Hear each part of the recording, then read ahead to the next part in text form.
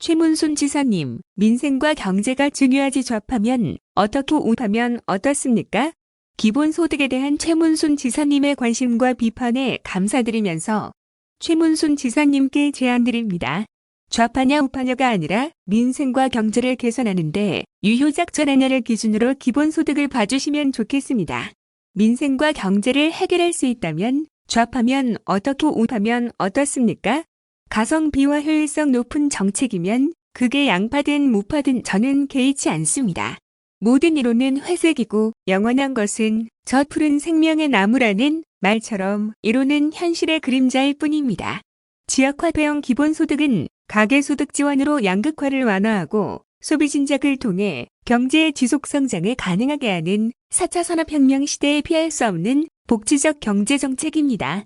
저복지 저부담 국가로서 고부담 고복지를 향해 가야 하는 대한민국은 증세를 통해 기존 복지 폐지가 아닌 복지 확대와 기본소득 도입을 동시에 추진할 수 있고 또 그래야만 합니다.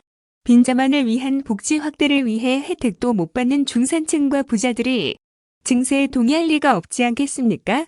저도 최문순 지사님과 마찬가지로 기존 복지는 더욱 강화되어야 하고 증세로 기본소득 재원을 마련하자는 것이므로 이는 신자유주의가 아니라 신자유주의를 극복하는 수정주의에 가깝습니다.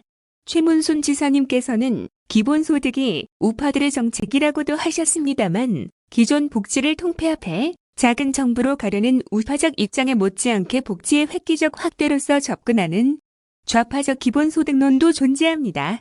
또한 자본주의의 지속발전 수단으로 기본소득에 접근하는 실리콘밸리의 빌 게이츠 같은 성공한 자본주의자들의 입장도 있습니다.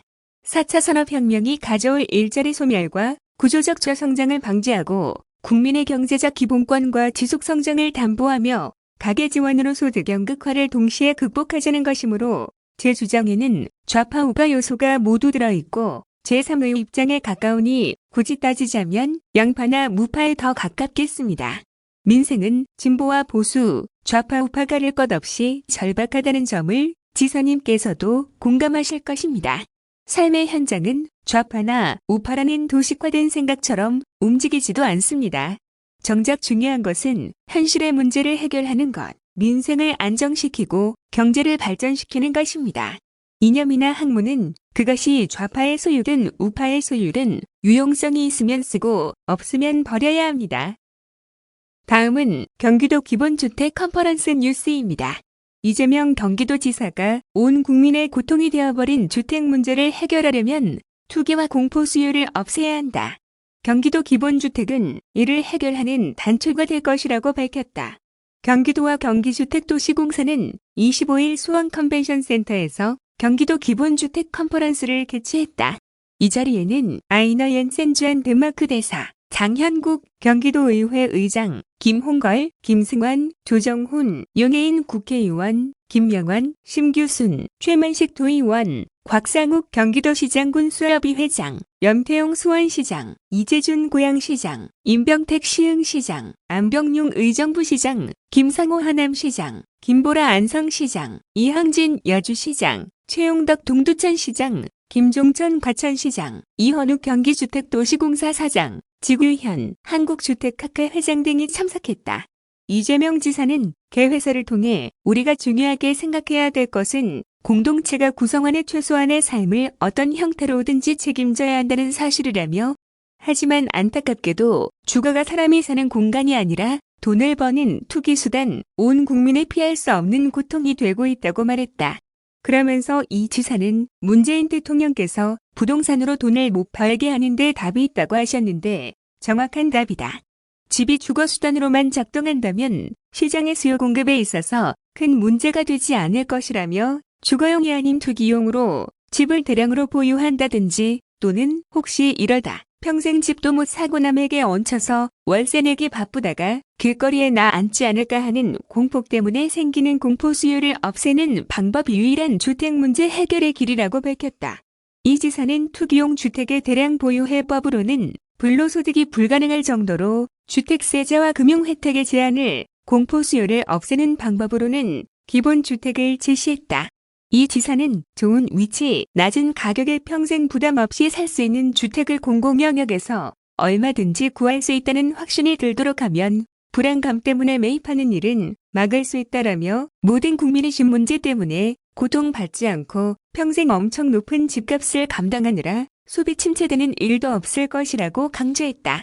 이번 컨퍼런스는 마리아 엘싱아 네덜란드 델프트 공대 교수, 타느탱 싱가포르 주택개발청 부동산 정책과 수석 매니저 등이 발표자로 나선 가운데 해외 공공임대 정책의 시사점, 기본주택 임대형 방향과 모델, 기본주택 분양형 모델 등 3개의 세션으로 진행됐다.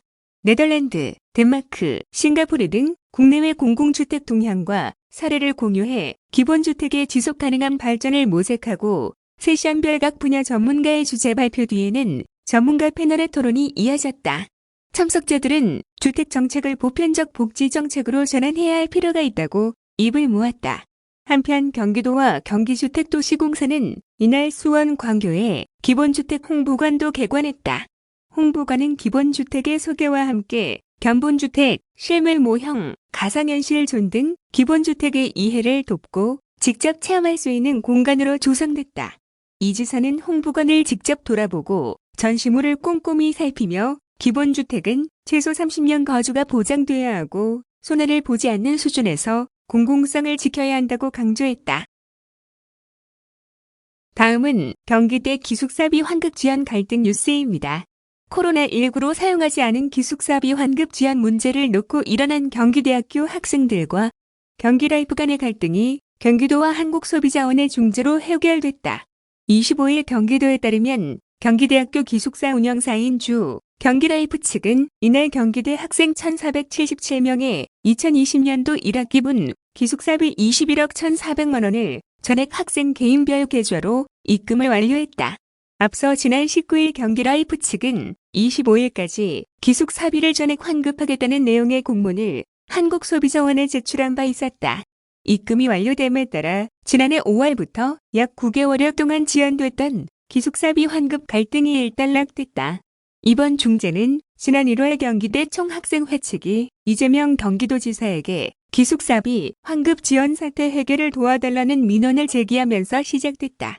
경기대 총학생회 측은 지난해 4월 코로나19로 기숙사 이용을 하지 못한 만큼 선납한 1학기 기숙사비를 환급해달라고 요청했지만 대학 측과 건설사 간 갈등으로 돈을 받지 못하고 있다며 이에 대한 도의 지원을 요청했다.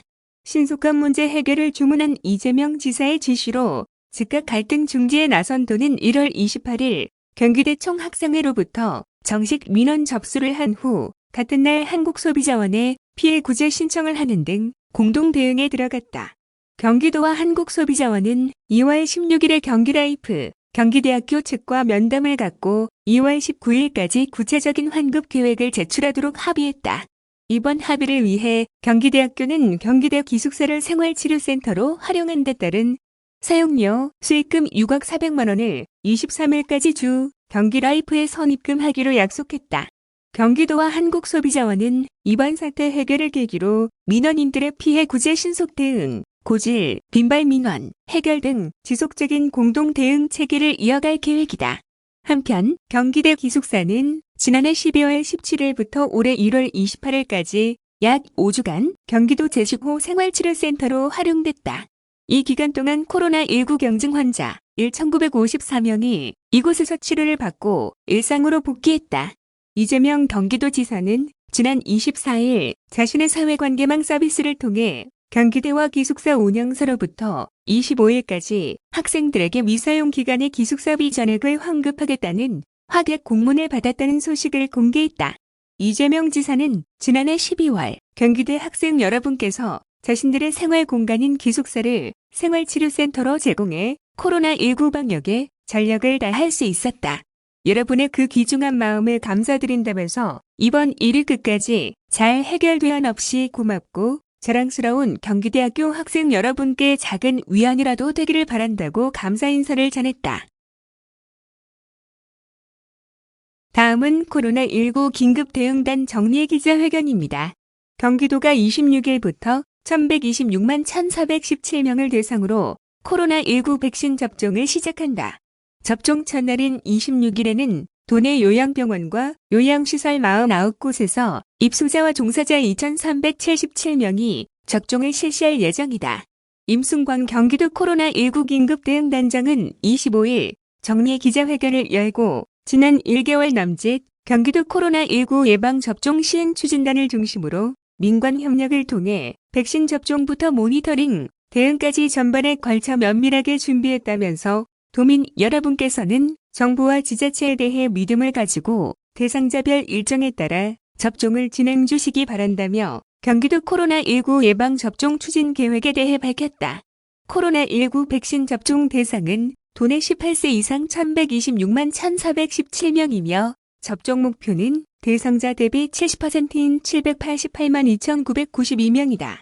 접종 비용은 전액 무료다. 이번 접종은 12월까지 순차적으로 진행된다. 1분기에는 요양병원 입소자, 종사자, 고위험 의료기관 종사자, 정신요양시설 입소자, 종사자 등 1,748개소 7만 3,150명이 접종 대상이다.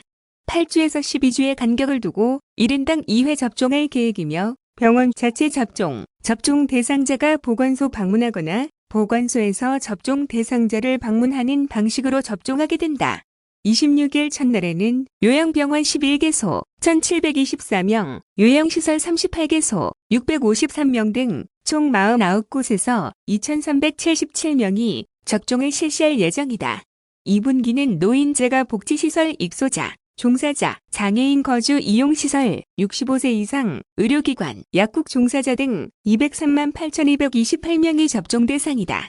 이어 7월부터 성인 만성질환자, 소방, 경찰, 교육보육시설 종사자, 우선 접종 후 전 도민 접종을 실시하게 된다. 대상은 570만 5,340명이며 접종센터, 위탁의료기관, 보건소 방문을 통해 접종받을 수 있다. 접종기관은 예방접종센터, 위탁의료기관, 보건소로 이뤄진다.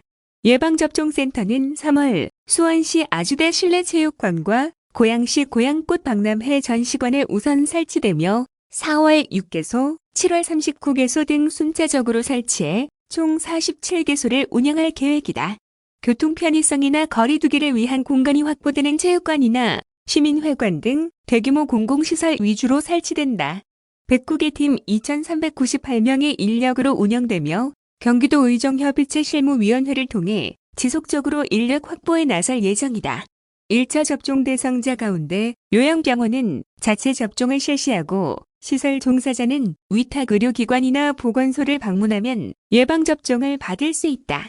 노인 요양시설 등 의료기관 방문이 어려운 기관에는 찾아가는 접종 서비스를 중심으로 백신 접종을 실시할 계획이다. 방문 접종팀은 60개 팀 285명으로 구성된다. 위탁의료기관은 1분기 접종을 위해 촉탁의 의료기관 및 요양병원을 우선 계약 중이며 도내 4천여 개 병의원이 순차적으로 지정될 계획이다. 백신 냉장고를 보유하고 접종 공간과 거리 두기를 위한 별도의 공간이 확보되는 등 위탁의료기관 지정 기준을 충족한 병원으로 운영된다. 도는 혹여나 발생할 수 있는 백신 이상 반응 대응에 대해서도 철저히 준비했다. 접종 후 30분 정도 이상 반응을 모니터링하며 이상 반응이 있을 시 신속한 대응을 위한 응급처치 의약품을 구비했다. 또한 보건소, 소방재난본부, 지역응급의료센터 간 유기적인 협조를 통해 응급상황 발생 시 신속하게 병원이 송이 가능한 체계를 구축했다.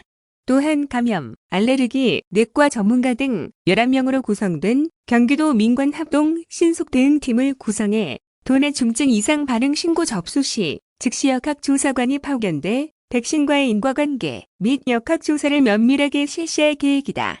조사 결과는 질병관리청에 신속하게 통보되며 축적된 데이터베이스를 통해 백신 접종 과정의 안전성과 신뢰성을 구축할 방침이다.